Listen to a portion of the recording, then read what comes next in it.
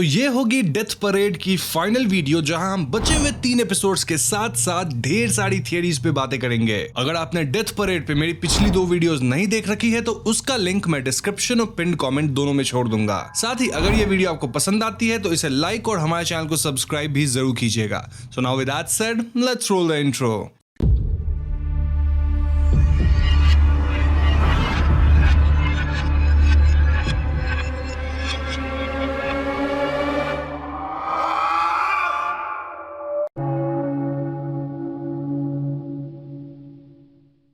तो 10वें एपिसोड का नाम है द स्टोरी टेलर और यहाँ डेकिम नोना से मिलने उसके फ्लो पे जाता है। डेकिम नोना से कहता है कि हम लोग जिस तरह से लोगों को जज करते हैं वो सही नहीं है। ऐसा इसलिए क्योंकि जो एक्सट्रीम कंडीशंस हम क्रिएट करते हैं वो शायद लोगों के अंदर के डार्कनेस को बाहर लाने के बजाय उनके अंदर डार्कनेस भर देता है या फिर क्रिएट कर देता है। ये सब सुनकर नोना कहती है कि तुम्हें अभी नेमलेस को जज करना है क्योंकि उसका टाइम यहाँ कंप्लीट होने वाला है। अगर टाइम से पहले जजमेंट नहीं हुआ तो वो हमेशा के लिए डमी बन जाएगी। इनफैक्ट हम व्यूअर्स देख भी पाते हैं कि नेमलेस की कलाई से उसका स्किन टूटने लगा है, एज इफ वो एक डमी में तब्दील होने लगी है। डेकिम यहाँ कहता है कि मैं नेमलेस को बिना उसकी लाइफ मेमोरीज के जज करूंगा और इस पे नोना कहती है कि वो डेकिम के लिए एक स्पेशल गेस्ट भी भेजेगी। तो इसके बाद डेकिम नेमलेस के पास जाके कहता है कि अब मैं तुम्हें जज करूंगा क्योंकि ह्यूमन सोल्स इस जगह पे ज्यादा वक्त नहीं रह सकते, वरना वो डमीज बन जाएंगे। खैर, तो जजमेंट प्रोसेस शुरू होने वाला था और यहाँ हम एक ओल्ड वुमेन को आते देखते हैं जिनका नाम सचिको उमेरा था। सचिको और नेमलेस गेम खेलने के लिए तैयार होते हैं और जब यहाँ रूले पे शैवो वाला पिक आता है तो ये ओल्ड वुमन कहती है कि इस फोटो से वो फैमिलियर है, बस उन्हें याद नहीं आ रहा कि वो ये फोटो पहले कहाँ देख रखी है। खैर, इनका जो गेम सिलेक्ट होता है वो था एक card game named old made. अब ओल्ड मेड गेम कैसे खेला जाता है वो ना मुझे पता है, ना ही आपके लिए वो जानना जरूरी है। बस आप इतना जान लो कि इस खेल में जिसके पास आखिरी कार्ड बचेगा जोकर वाला, वो हार जाएगा। इस गेम को सचिको, डेकिम और नेमलेस तीनों खेल रहे थे और यहाँ कार्ड्स पे इन लोगों के लाइफ के कैरेक्टर्स एंड ऑब्जेक्ट्स ड्रॉन थे। तो गेम शुरू होता है और गेम की विनर थी सचिको। अब सचिको को गेम के दौरान ही पता लग गया था कि वो आफ्टर लाइफ जैसी कुछ जगह पे है। कैसे? वेल, सचिको एक इलस्ट्रेटर थी जो कि चिल्ड्रंस बुक के कैरेक्टर्स वगैरह बनाती थी। सचिको के बच्चे नहीं थे, इसलिए उनकी कला और उनके कैरेक्टर्स ही उनके बच्चे के जैसे थे। तो एक कार्ड में ऐसा कैरेक्टर था जो सचिको सिर्फ सोची ही थी, उसे अब तक कभी भी वो ड्रॉ नहीं की थी। तो फिर ये कैरेक्टर उनके थॉट से इस कार्ड पे कैसे आया, यानी कि वो आफ्टर लाइफ जैसी कुछ जगह पे है। अब सचिको एक बढ़िया लाइफ जी थी। इनफैक्ट उन्हें तो ये तक जानने में दिलचस्पी नहीं थी कि वो आखिर मरी कैसे। खैर, गेम में आगे डेकिम सेकंड करता है और नेमलेस हार जाती है। इस पॉइंट पे नेमलेस को अपने लाइफ की कुछ मेमोरीज आती है। वहां नेमलेस पाती है कि बचपन में उसकी माँ उसके लिए वही शैवो वाली स्टोरी बुक रीड किया करती थी, इसीलिए नेमलेस को शैवो वाले सपने आते थे। मोरओवर, नेमलेस को फाइनली अपना नाम याद आ गया था, विच वाज चियुकी। तो अब खेल खत्म होता है और सचिको को ऑब्वियसली रीइंकार्नेशन के लिए भेजा जाता है। यहाँ चियुकी कहती है कि वो कुछ और देर इस जगह पे रहना चाहेगी, ऑल्दो हम देख पाते हैं कि वो धीरे धीरे टूट के डमी में तब्दील हो रही है। चियुकी यहाँ डेकिम से पूछती है कि तुम मुझे बताओ कि मेरी मौत आखिर कैसे हुई थी। डेकिम कुछ बताता तो नहीं, लेकिन एक बहुत ही डीप बात कहता है। डेकिम कहता है कि इंसान इसलिए नहीं जीते कि वो एक दिन मर ही जाएंगे, बल्कि वो इसलिए ही मरते हैं क्योंकि वो एक्चुअली में जीवित हैं। इसलिए जजमेंट हमेशा लाइफ और डेथ को हैंड इन हैंड रखते हुए लेना चाहिए। इनफैक्ट इसे ह्यूमंस के साथ हैंड इन हैंड रख के लेना चाहिए। अब आई नो ये स्टेटमेंट आपको सुन के कंफ्यूजिंग लगा होगा, लेकिन मैं इसको थियरी सेक्शन में एक्सप्लेन करूंगा। खैर, अब इस एपिसोड में 2 और चीजें होती है। पहला ये है कि नोना क्विन से चियुकी की मेमोरी खोज निकलवाती है और दूसरी बात ये कि ऑक्यूलस क्लैविस को अपने पास बुला के उसकी मेमोरी में झांक लेता है, अपने बियर्ड से उसके मुंडी को एकदम घेर के। आप देख रहे होंगे स्क्रीन पे कैसे किया वो। अब क्लैविस की मेमोरी में झांक के ऑक्यूलस को मालूम पड़ जाता है कि यहाँ एक ह्यूमन इमोशन वाला आर्बिटर भी है। यहीं पे 10वां एपिसोड खत्म। अब 11th एपिसोड का नाम है मेमेंटो मोरी और यहीं पे हम लाइट यागमी का कैमियो भी देखने वाले हैं। एनीवेज, कहानी में आगे हम गिनती को देखते हैं जिसके बारे में मायू और हरादा हैं, यानी इन लोगों का अब तक डिसीजन नहीं हुआ है। हरादा अपने होश में नहीं है और यहाँ गिनती मायू से कहता है कि वो हरादा के सोल को वॉइड में जाने से रोक सकती है। इसके लिए उसे किसी और के सोल को वॉइड में भेजना होगा इंस्टेड ऑफ हरादा। मायू फौरन कहती है कि वो वॉइड में खुद चली जाएगी हरादा के बदले, लेकिन गिनती गुस्सा से कहता है कि वॉइड कोई मजाक नहीं है, है वहां तुम्हें फॉर इटर्निटी ऐसा फील होगा मानो तुम गिरती जा रही हो with all your negative emotions. इसलिए मैंने एक बंदे को अरेंज करा है जिससे तुम हरादा के सोल को स्वैप कर सकती हो वॉइड में जाने के लिए। अब दोस्तों ये बंदा और कोई नहीं बल्कि लाइट यागामी था। अब हम सब जानते हैं कि मायू हरादा को बचाने के लिए कुछ भी करेगी, लेकिन क्या वो अनजान बंदे के सोल को स्वैप करेगी? पता चलेगा इसी एपिसोड में। आगे तो वीडियो के साथ बने रहें। दूसरी तरफ हम ध्यान देते हैं कि लास्ट एपिसोड में कार्ड गेम के दौरान चियुकी के जोकर कार्ड पे आइस स्केटिंग वाले शूज की पिक थी। इनफैक्ट चियुकी के कपबोर्ड के अंदर एक्चुअली में एक pair of ice skating shoes थे। चियुकी आइस स्केटिंग वाली ड्रेस पहनकर स्केटिंग करने लगती है और डेकिम अपने वेब से डमीज को कंट्रोल करके म्यूजिक बजवाता है, ऑडियंस चीयर करवाता है इत्यादि। आइस स्केटिंग करते हुए चियुकी को अपनी मेमोरीज वापस आने लगती है। सो बेसिकली चियुकी बचपन से आइस स्केटिंग में काफी इंटरेस्टेड थी और बहुत छोटी उम्र से वो आइस स्केटिंग सीखने लगी। धीरे धीरे वो बेहतर होती गई। इनफैक्ट वो एकदम प्रोफेशनल बन गई। वो कई ट्रॉफीज जीतने लगी, उसके कई स्केटिंग वाले फ्रेंड्स बने। कहने का मतलब कि उसकी पूरी जिंदगी ही आइस स्केटिंग बन गई थी। चियुकी के परिवार वाले भी काफी सपोर्टिव अच्छे थे।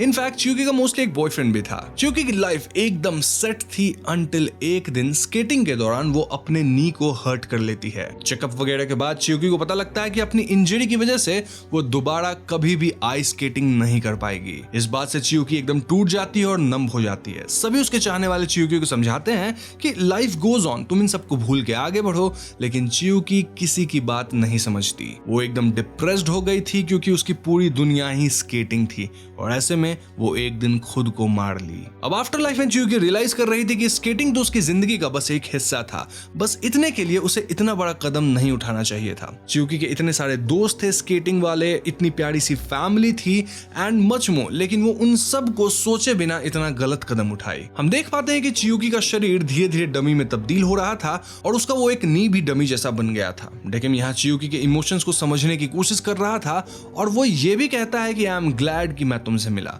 इसके बाद ये दोनों एक ड्रिंक लेते हैं जो कि ऑफ कोर्स डेकिम बनाया था और इस ड्रिंक का नाम था मेमेंटो मोरी, जिसका मतलब है याद रखो कि तुम मरोगे जरूर। अब इस ड्रिंक को पीते चियुकी बेहोश हो जाती है और डेकिम यहाँ क्विन से चियुकी की मेमोरीज भेजने को कहता है। दूसरी तरफ मायू डिसाइड करती है कि वो हरादा के साथ ही रहेगी चाहे वो जहां भी जाए, यानी कि वो हरादा के साथ अपना फेट शेयर करेगी और वो दूसरे को स्वैप नहीं करेगी।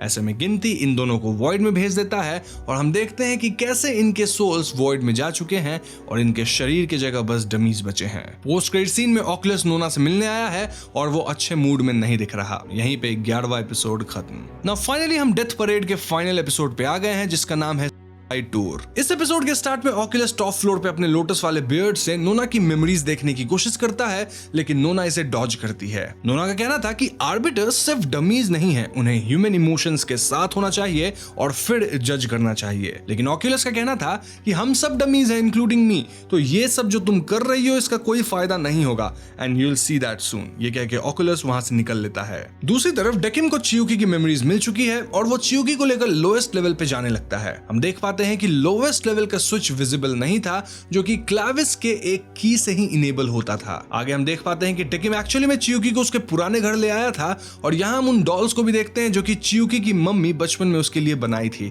वही सेम कैरेक्टर्स वाले डॉल, जिमी और शैवो के डॉल्स। इस घर में चियुकी अपनी पुरानी मेमोरीज देख पाती है। इनफैक्ट वो प्रेजेंट में भी अपनी मॉम को देख पाती है, ऑल्दो चियुकी की माँ उसे ना देख सकती थी ना ही सुन सकती थी। बेसिकली कॉन्सेप्ट ये था कि डेकिम और चियुकी लिविंग लोगों से ना तो बात कर पाएंगे ना ही उन्हें छू पाएंगे, बस ऑब्जर्व कर सकते हैं। चियुकी देखती है कि कैसे उसकी माँ उसके बिना बहुत मिजरेबल है। अब यहाँ कहानी में आता है एक ट्विस्ट। डेकिम अपने पास से वही गेम पलटने वाला डिवाइस निकालता है और वो चियुकी को एक ऑप्शन देता है। ऑप्शन ये है कि अगर चियुकी इस डिवाइस का बटन दबा देती है तो उसे इसी वक्त जिंदगी मिलेगी जहां वो अपने पेरेंट्स के साथ रह सकती है, अपनी माँ के साथ। वो क्विन, डेकिम और आफ्टर लाइफ में जो कुछ भी हुआ है वो सब भूल जाएगी। इनफैक्ट उसके पेरेंट्स भी भूल जाएंगे कि चियुकी कभी मरी भी थी। लेकिन इसके बदले इस दुनिया में रैंडमली कोई एक इंसान मारा जाएगा।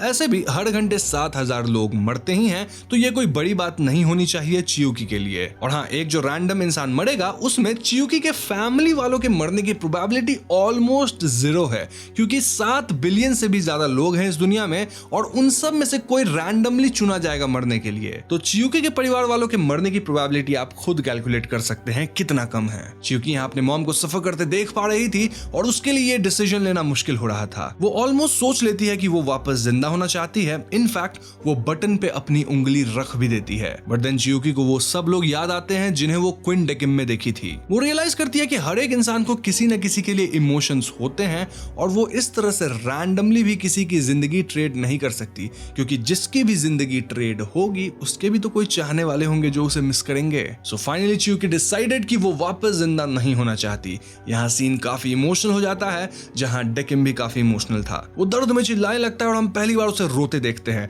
इनफैक्ट उसकी आंखें भी ह्यूमंस जैसी हो जाती है कुछ देर के लिए ही, रादर देन एन आर्बिटर। वहां आसपास सब कुछ कांच की तरह टूट जाता है और हम समझ पाते हैं कि ये लोग रियल वर्ल्ड में नहीं थे बल्कि लोवेस्ट लेवल पे थे, जहां डेकिम चियुकी का फाइनल टेस्ट ले रहा था। जी हाँ दोस्तों, इस टेस्ट के दौरान वो इमोशनली इन्वॉल्व हुआ, जिस वजह से उसे डिसीजन लेने के प्रोसेस में काफी तकलीफ हुई।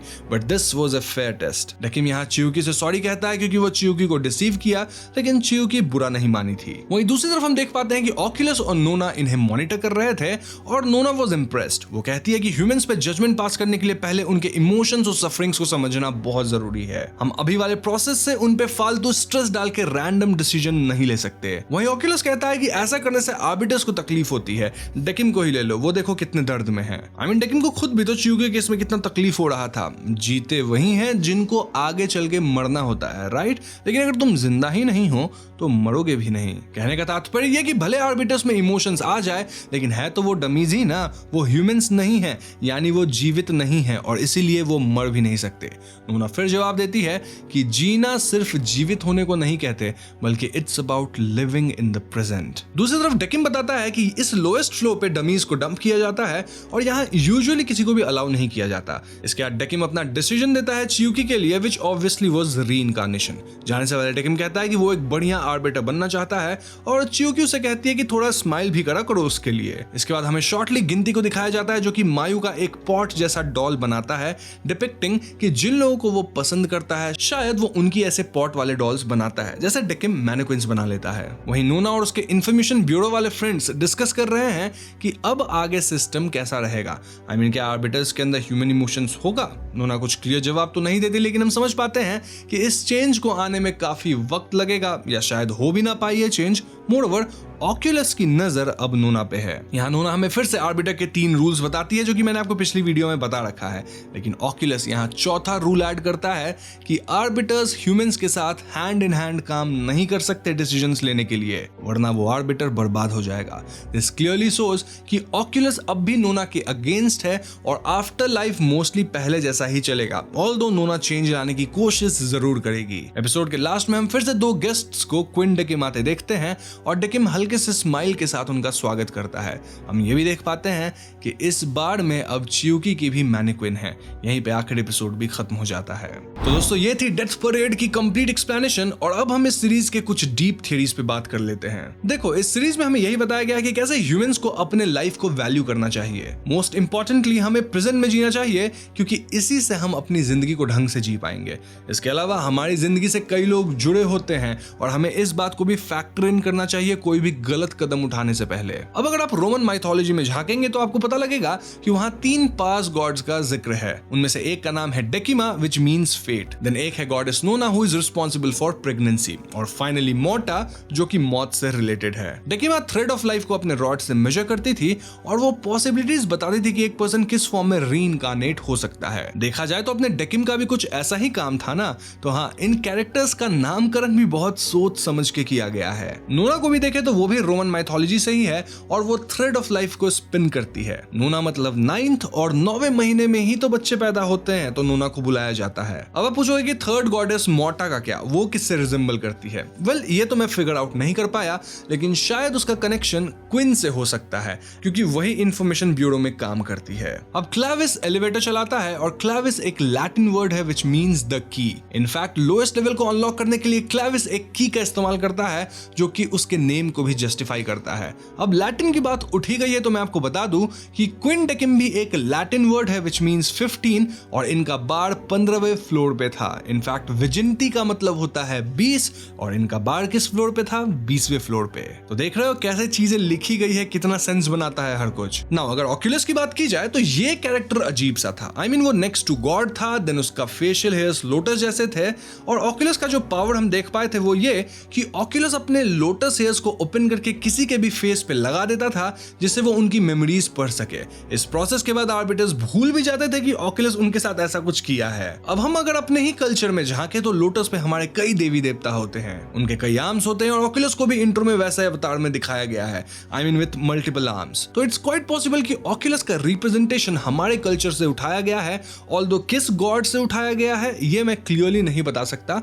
आपको पता हो तो आप कमेंट्स में बताओ। अब एक डाउट जो आपके मन में होगा और वो ये कि आखिर लाइट यागामी यहाँ क्या कर रहा था? वेल इट्स क्वाइट पॉसिबल कि डेथ नोट और डेथ परेड सेम यूनिवर्स में है। ऐसा मैं इसलिए कह रहा क्योंकि एनीमे में एक बार एक स्टेटमेंट आता है कि आजकल मौत कुछ ज्यादा ही बढ़ गई है। ये शायद लाइट यागामी की वजह से हो रहा होगा क्योंकि वही तो डेथ नोट का इस्तेमाल कर रहा था। अब जो लोग डेथ नोट को इस्तेमाल कर लेते हैं वो रीबर्थ या वॉइड के लिए नहीं जाते, उनका अलग ही फेट है जो डेथ नोट के व्यूअर्स को पता है। इसका मतलब मोस्टली गिनती मायू को टेस्ट कर रहा था चॉइस देके, लेकिन अगर वो टेस्ट था तो मायू तो लाइफ स्वैप नहीं की ना, then that was a good decision. फिर उसे वॉइड में क्यों भेजा गया? वेल एक तो गिनती थोड़ा गुस्सैल था और दूसरी बात की मायू की गलती ये थी कि वो आफ्टर लाइफ में भी हरादा को नहीं छोड़ना चाहती थी। यहाँ उसका एक सेल्फिश मोटिव था और ऐसे भी इस जगह पे थोड़ी हर एक डिसीजन परफेक्ट होता है। तो हाँ, हरादा अगर जा रहा है वॉइड में तो मायू भी उसके पीछे ही गई और शायद उसको डिसीजन भी मिला हो। वैसे इसके बारे में आपका क्या ख्याल है हमें कमेंट सेक्शन में जरूर बताइएगा। वैसे मैं एक पॉइंट ऐड कर दूं कि ये सीरीज डेथ बिलियर्ड से भी कनेक्टेड है जो कि मैंने नहीं देख रखा है अब तक। अगर फ्यूचर में देखा तो आपको कनेक्शन समझा दूंगा, आपको चाहिए तो वो भी कमेंट करके बताना। ओवरऑल अगर हम एनिमे के फिलॉसफी की बात करें तो यहाँ दो ऑपोजिट पोलर पॉइंट्स रखे गए हैं। यही बात डेकिम, ऑक्यूलस, नोना, च्यूकी और बाकी कैरेक्टर्स कहते रहते हैं अपने अपने स्टाइल में। अब सबका स्टाइल तो मैं आपको नहीं बताऊंगा, लेकिन याद है ना डेकिम क्या कहा था कि इंसान इसलिए नहीं जीते कि वो एक दिन मर ही जाएंगे, बल्कि वो इसलिए ही मरते हैं क्योंकि वो एक्चुअली में जीवित हैं। वेल ऐसे ही क्रिप्टिक बातें और भी कैरेक्टर्स बोले हैं और मैं आपको इसके पीछे का मैसेज समझा देता हूँ। तो जिंदगी को लोग दो तरह से देख सकते हैं। पहला कि भैया एक दिन तो मरना है ही, तो फिर कुछ भी करने का क्या ही फायदा जब मरना है। वहीं दूसरा तरीका ये कि हम मरते इसलिए हैं क्योंकि हम जीवित हैं, यानी कि जीवन एक गिफ्ट की तरह है जिसे हमें फुल पोटेंशियल पे जीना चाहिए। हमें प्रेजेंट में जीना चाहिए, देन अपने लाइफ की कदर करनी चाहिए और अपने रिलेशनशिप्स को वैल्यू करना चाहिए। यही दूसरा पॉइंट ये सीरीज हमें समझाना चाहती है। सीरीज में जो भी कैरेक्टर्स अपने आप को मार लिए थे उन सबको आफ्टर लाइफ में रिग्रेट था। वो अपने जीवन महत्व को समझ नहीं पाए और उनसे गलती हुई और ये गलती किसी और को नहीं करनी चाहिए। अब अगर जजमेंट की बात की जाए तो वो बिना इमोशंस को अकाउंट में लिए आप नहीं दे सकते। एग्जाम्पल, अगर एक इंसान किसी को मार डालता है तो जरूरी नहीं कि वो गलत ही होगा। आप पूछोगे कैसे? वेल इमेजिन करो एक सैनिक है जो कि आतंकवादी को मार रहा है, तो क्या वो सैनिक गलत है? लेकिन एक आतंकवादी अगर नॉर्मल लोगों को मार रहा है तो हाँ, वो जरूर गलत है। सिमिलरली हम सेल्फ डिफेंस में किसी को मार गिरा सकते हैं और वो गलत नहीं होगा क्योंकि वो एक्सट्रीम कंडीशन था। लेकिन लूट पाट करके कोई चोर या कोई डकैत किसी को मार डालता है तो वो गलत है। इन्हीं कॉम्प्लेक्स इमोशंस को समझने के लिए नोना चाहती थी कि आर्बिटर्स भी ह्यूमन इमोशंस फील करें और उनके साथ हैंड इन हैंड वर्क करे जजमेंट के लिए। लेकिन ऑक्यूलस का मानना था कि जितने जजमेंट्स आर्बिटर्स को देने होते हैं, अगर वो उसमें इमोशनली इन्वॉल्व होने लगे तो वही बर्बाद हो जाएंगे। आपको जजमेंट कर्मों पे देना है, ना कि इस बात पे कि वो इस सिचुएशन में क्या करता इसलिए डिसीजन अलग होगा, उस सिचुएशन में वो क्या करेगा। समझ रहे हो क्या कह रहा हूं? इनफैक्ट यहाँ तो हम सबको फुल स्ट्रेस सिचुएशन में डाल ही देते हैं जिससे उनकी इनर डार्क साइड बाहर आती है। ये एक तरह का स्केल सबके लिए सेम है और इसमें कुछ अच्छे लोग होते हैं जिन्हें रीइंकार्नेशन मिलता है, वहीं बुरे लोगों को वॉइड। जज कैसे हो रहा है? इसी स्केल की मदद से स्ट्रेस सिचुएशन में डाल के। It's just like an exam जिसमें मार्क्स डिसाइड करेंगे कि आप पास हो या फेल। जरूरी नहीं कि हर कोई मैथ्स में अच्छा हो, वो किसी और सब्जेक्ट में अच्छा हो सकता है, किसी और चीज में ही अच्छा हो सकता है। लेकिन अगर आप मैथ्स में फेल हुए तो आप एग्जाम फेल हो गए। अगर आर्बिटर्स डिसीजन इतने माइक्रो लेवल पे सोच समझ के देने लगे तो भाई वॉइड और रीइंकार्नेशन भी एक तरह से गलत ही हुआ ना, क्योंकि वॉइड उसे भी मिल रहा है जो कि थोड़ा सा मोरली गलत हो रहा है और उसे भी मिल रहा है जिसने पता नहीं कितने क्राइम्स किए होंगे। How is it same? Example, अगर आपके पापा का कोई भाई है जो पापा का जमीन हड़प लिया तो भाई वो गलत काम कर रहा है, वो वैसा ही कुछ सेल्फिश काम करेगा, गेम के वक्त भी उसे वॉइड मिलेगा। वहीं एक टेररिस्ट है जो कि कितने लोगों को मारा है, उसे भी वॉइड मिलेगा। तो क्या दोनों का क्राइम सेम था? नहीं ना, फिर भी दोनों को तो वॉइड ही मिल रहा है। Point is life is unfair, world is unfair, deal with it. Fair क्या और क्या नहीं, ये बहुत कॉम्प्लेक्स चीज है, इसलिए ऑक्यूलस स्ट्रीमलाइन रख के अपना काम कर रहा था। नोना जो अचीव करना चाहती थी वो ऑक्यूलस के हिसाब से सही नहीं है, इनफैक्ट इम्पॉसिबल है। तो यहाँ मैंने आपको दोनों थ्योरीज बता दी है, दोनों की अच्छी बातें बुरी बातें सब बता दी है। तो आप इन दोनों थ्योरीज को सोचो, समझो और अपनी राय मुझे कमेंट सेक्शन में बताओ। यहाँ मैंने आपको सब कुछ एक्सप्लेन कर दिया है, और अगर मुझसे कुछ अब भी मिस हुआ है तो अगेन कमेंट सेक्शन खुला है, वहां मुझे आप बता दो। तो आज की वीडियो में इतना ही। वीडियो पसंद आई तो लाइक और शेयर कीजिएगा, साथ ही चैनल पर नए हैं तो हमें सब्सक्राइब भी कीजिएगा, क्योंकि हम अपने चैनल पे ऐसे वीडियोस लाते रहते हैं। पीस।